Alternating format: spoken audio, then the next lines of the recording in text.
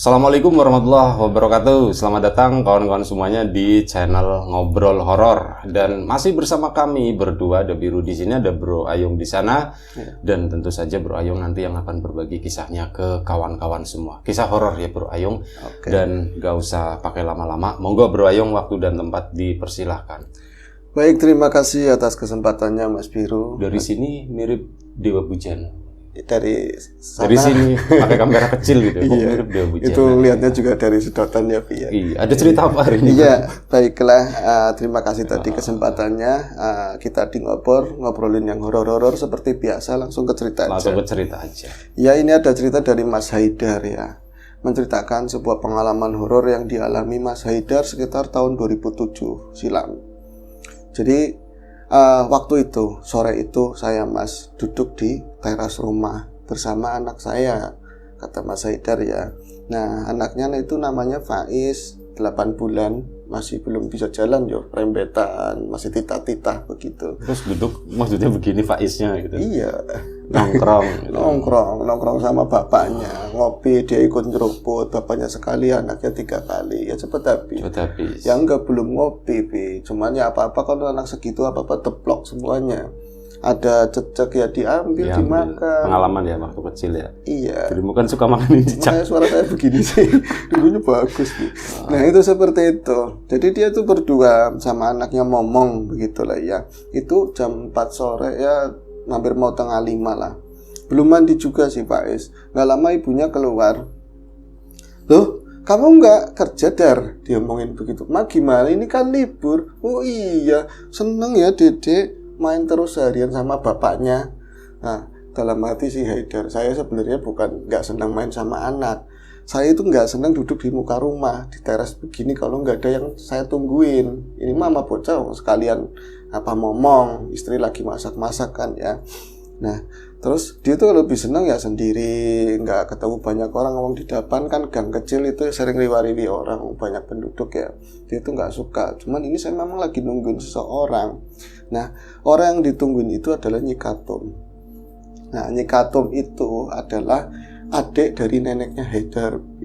Ya usianya sekitar 70-an tahun lah, udah tua. Manggilnya Mbah juga gitu. Manggilnya Mbah. Nyai gitu. Ya cuman nggak deket. Ya kesenjangan kan membuat semuanya nggak deket. Dia orang mampu gitu ya. Jadi sebenarnya Katum itu adalah janda. Janda sudah ditinggal suami, meninggal itu udah puluhan tahun, hampir mau 30-an tahun, nggak menikah lagi. Dia itu punya beberapa anak seperti layaknya orang dulu, anaknya banyak, tapi sudah nggak ada semua anaknya, tinggal menyisakan satu namanya Sur, perempuan 40 tahun, itu pun rodo ada keterbelakangan mental. Jadi anak-anak aslinya itu sudah meninggal semuanya.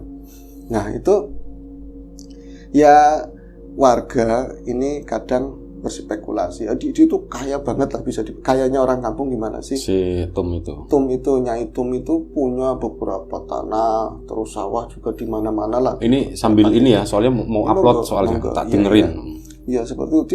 Dia punya beberapa tanah, beberapa sawah. Cuman ya pribadinya begitu, diem, nggak banyak ngomong. Kadang-kadang ikut ngaji sama ibu-ibu yang lain masuk masjid, dia di luar tidur. Seperti itu loh.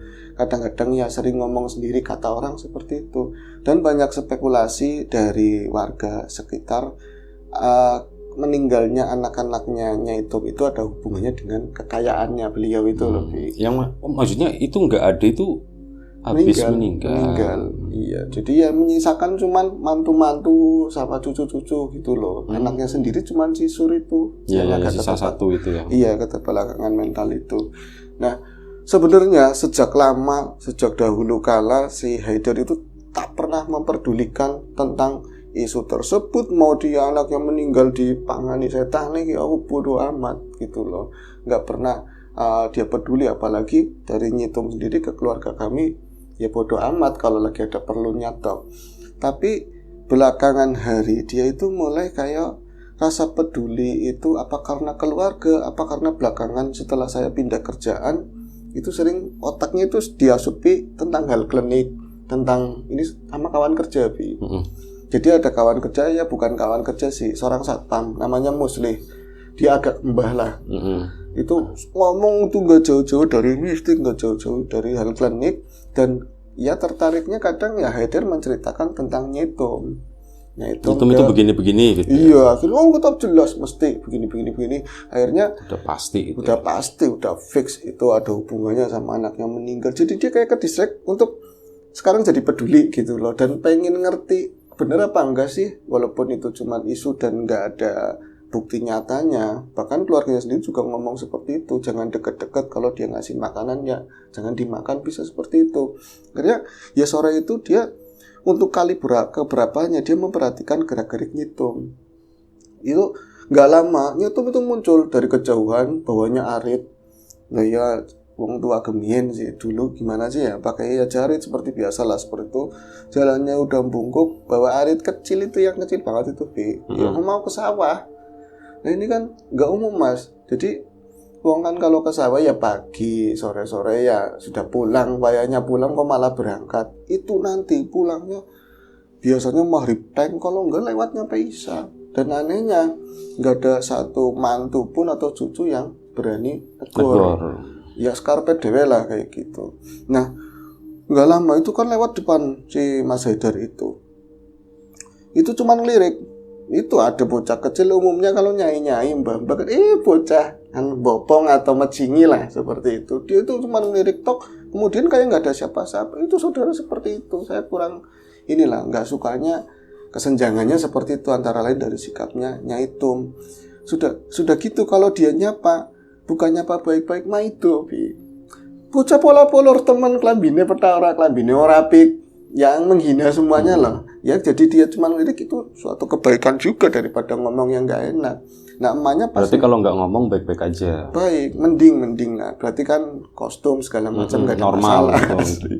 Mungkin ya, seperti itu aman, ya. Gitu ya. Aman. Oh sesuai. Ikutnya kan masih bau cucu kan, nggak malu-maluin, mungkin seperti itu. Haidarnya aja yang ini ya kelebihan. Nah kemudian emaknya kan nggak ngelihat kehadirannya itu, terus ngomong, di pas udah lewat, Mak, Faiz dibawa masuk mak, itu kan belum mandi. Nah, ini kasih ke istri saya. Oh iya deh, masuk. Nggak ngelihat. Kalau ngelihat juga emaknya ngomong, paling itu wong tua. Itu kan bibinya ketemunya kan bi. Nah itu, lah kamu mau kemana Dar? Mau beli rokok, rokok habis. Oh iya wis, padahal dia nggak mau beli rokok, dia mau buntutinnya itu. Karena ada omongan dari si Muslih itu loh bi. Perhatikan deh, kamu nanti dapat buktinya kalau lagi sendiri ke sawah itu ngapain. Nah dia itu ngintili atau mengikuti di belakangnya, nggak terlalu jauh, wong tua, orang udah sesepuh itu, 2 meter aja paling nggak kerasa, yaitu ya sekitar 5 meter 7 meter di belakangnya. Itu tetangga ngomong, ya Dar bener, ikutin, nanti daripada dibawa wewe gombel, katanya seperti itu, daripada nanti hilang eman-eman, gue tua-tua desa, ya kan udah sedikit orang tua. Cuman senyum kan, iya orang saya nggak mau ngikutin, alah bilang aja ngikutin, kemarin aja kamu sering memperhatikan itu si-nya itu, nggak diperhatikan lah, nggak digubris. Dia itu ngikutin jalan itu memang menuju arah sawah, dan makin kesana makin sepi. Ya benar kayak yang sudah orang ngomong, dan kali itu Haidar menyaksikan sendiri. Nyitum kadang-kadang wong jalan wis susah-susah begitu ya, dan mulai sore dengan ya panorama kampung yang banyak tumbuh-tumbuhan, kadang agak gelap ya, itu dia nanti berhenti. Seakan dia itu ketemu sama seseorang terus ngomong, sambil ngomong ya tangannya celuritnya begini, kayak ngomongin apalah, kayak seakan-akan dia lagi ketemu sama seorang, entah nadanya marah, ngomong sendiri, nggak ada siapa-siapa. Nanti nggak begitu lama jalan lagi, ada pagar kayu rangkah kalau di sini ngomongnya ya, pagar bambu itu mungkin ada yang melejit kurang benar, dirapi-rapiin kayak kebunnya sendiri padahal kebun orang. Oh aneh aneh banget begitu ya. Wis kan tetap diikutin saya itu sampai di pinggiran sawah. Jalan itu sudah bukan batu lagi. Yang musim-musim penghujan kan belet, apa ya, paluh bahasa sininya itu becek, pleset orang tua mau ngapain, lagian udah sore begini. Oh iya ya, terserah dia, saya kan mau ngikutin. Maksudnya ya ada, bagaimanapun ada neneknya, kalau setua itu kepleset kan baik itu dilawani, atau bahasa Indonesia apa ya? Bela-belain. Iya, ternyata bahasa Indonesia bela-belain. Baru tahu saya, dibela-belain itu pegangan kayu turi, susah payah itu untuk memilih jalan-jalan supaya dia nggak kepleset. Wong saya aja mas ngikutin dia yang masih muda aja, aduh becek kalau nggak Muslim ngomong, saya nggak kepo, nggak penasaran untuk ngikutin si Nyai Tum itulah ya. Dia itu susah-susah, orang tua sini dicincing, jaritnya nyampe pahanya yang cuma tulang itu kelihatan. Tatoan gitu ya? Naga. Tatoan atau naga? Ternyata dia Kusabi dulu. Enggak sih. Cuman LC. Oh LC. Iya, tatonya kan biasanya iya, bantingnya jauh. Kalau nggak kupu-kupu kecil lah ya. Ngengat. Laron. Enggak laron, tato laronnya. Nah itu, kok ada tato laronnya itu? Enggak sih, maksudnya kok susah-susah begitu, ngapain itu ya orang tua. Terus udah nyampe ke sawahnya yang paling deket ya pinggiran desa begitu ya. Enggak ngapa-ngapain, dia cuma ngeliat ke sana, ngeliat ke situ. Yang ada lucu-lucunya. Wong itu kan ada jalan air ya, yang irigasi kecil. Kadang dia udah nyincing, lagi-lagi tato laronnya kelihatan, terus mau melangkah nggak jadi kayak gitu loh, wirawiri nggak jadi, terus itu siapa sih nggawe ini, siapa yang bikin susah jalan, padahal itu kan air buat sawahnya dia juga. Jadi dimarah-marahin semuanya, terus ngomong sendiri kayak di depannya itu dijagani sing bener, masa padi seperti ini, apa banyak rumputnya apa, terus cuman berdiri diem lama, agak bete, ya serem ya, betenya kok nggak ada sesuatu yang bisa saya laporkan ke Musli gitu loh. Memang keanehan tadi udah banyak, tapi nggak ada yang bisa saya laporkan. Cuman ngomong-ngomong gitu doang. Ngomong tok. Lama-lama dia itu jalan ke arah tengah sana itu ada gubuk. Nah itu ada pelowotan atau tadi ya jembatan kecil dari bambu di renteng-renteng begini. Ya paling ya lebarnya setengah meter. Susah-susah, aduh nanti jatuh. Nah, taunya enggak, itu melangkah ke galengan, ternyata ke gubuk. Lah itu jamnya udah mau 5:30 mungkin, mas, sudah sore banget. Saya perhatikan dari belakang gubuk, itu deket, itu ngomong sendiri. Iya kotaknya nanti saya kasih, kamu kalau nyambut gawe atau kerja yang bener. Kalau kerja yang bener nanti saya kasih, wis tenang saya kasih.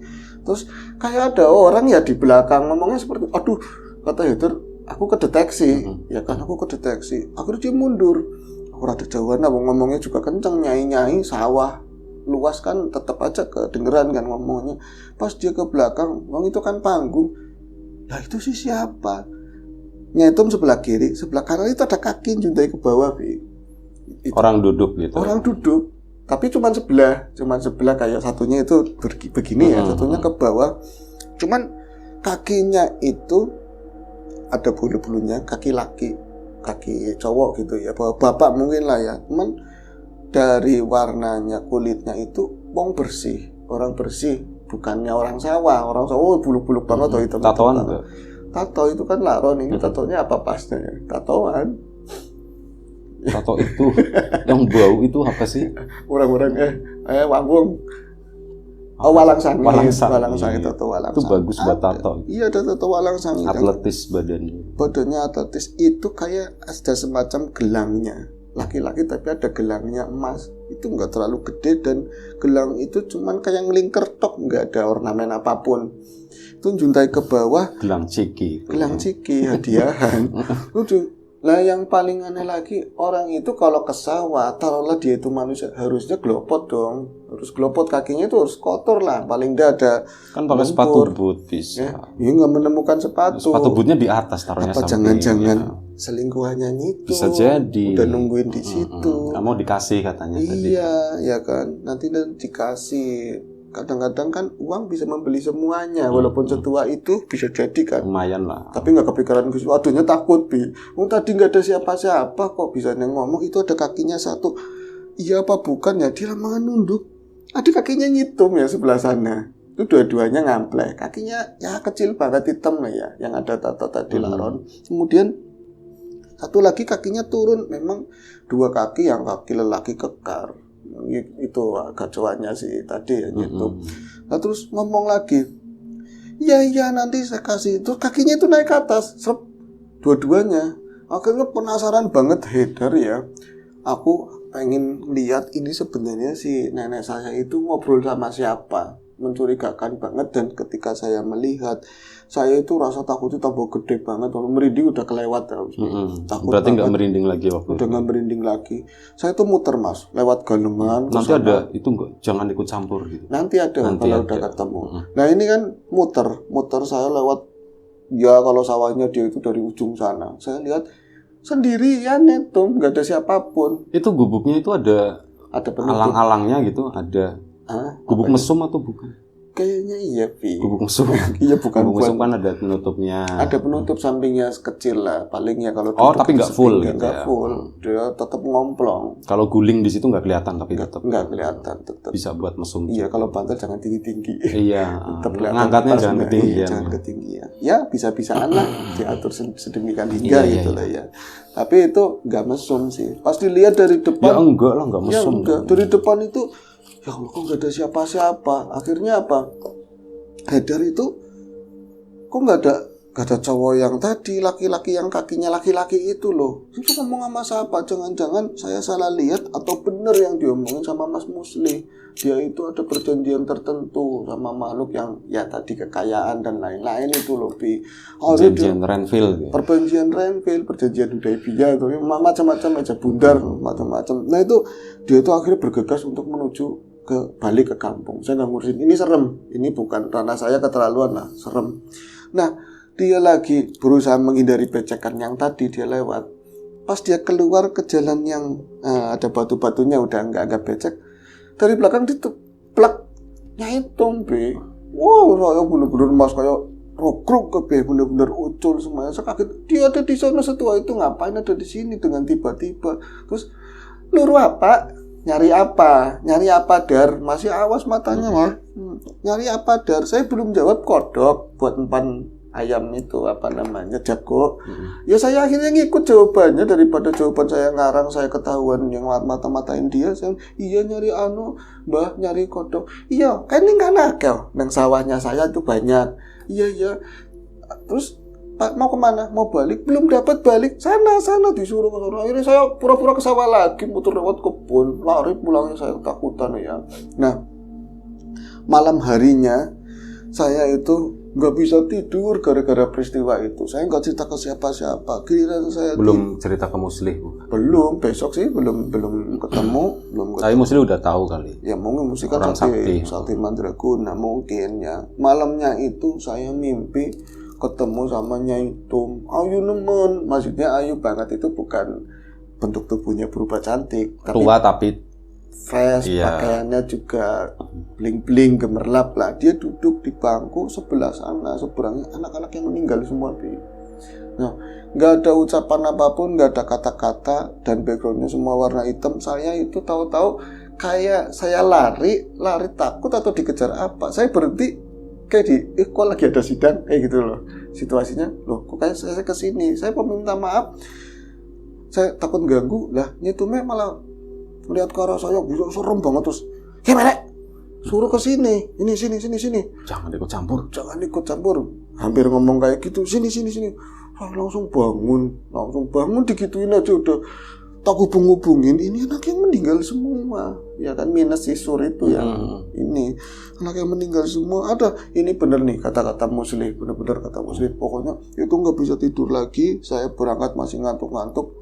Bukannya saya langsung kerja, saya nyariin di satpam Musli itu nggak ada, itu nggak berangkat. Nah kata teman, oh mungkin di gudang satunya, Dar. Biasanya dia di gudang satunya itu selama mungkin kira-kira 1 minggu Muslim nggak pernah hadir ke situ dan nggak ada peristiwa apapun, dan saya nggak mau nyelidikin lagi namanya nyitung karena udah mimpi serem yang tadi udah ada peristiwa aneh. Ketika Musli itu datang lagi ke sana, saya bilang begini, Mas Musli, jenengan dari itu ya gudang yang satunya.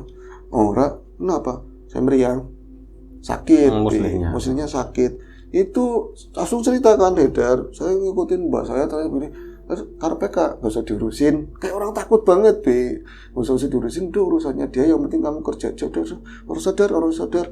Dia tuh kayak gak mau bahas itu sama sekali. Akhirnya kan kayak Haidar kecewa gitu, iya sudah melibatkan saya, udah ngomong kayak gagahan banget. tapi malah dia sendiri meriang. Jadi jangan-jangan itu sama setannya ini saya, dia itu dikasih meriang kayak gitu, digebukin atau apa. Ada pikiran lah semacam itu. Wis kan, akhirnya saya, oh iya hari itu saya pulang, ingat anak saya suka makan coklat itu ya, beli di jajanan pinggir-pinggir jalan. Saya di situ tes, terus bikinlah kue-kue yang banyak coklatnya, yo kayak takoyaki atau apa zaman dulu modelnya kayak gitu, tapi coklat isinya. Itu ada wajan-wajan bulat kan. Saya nungguin di situ, tahu serk ada yang duduk samping saya, dar lagi apa? Itu teman saya namanya Udin, taruhlah namanya Udin.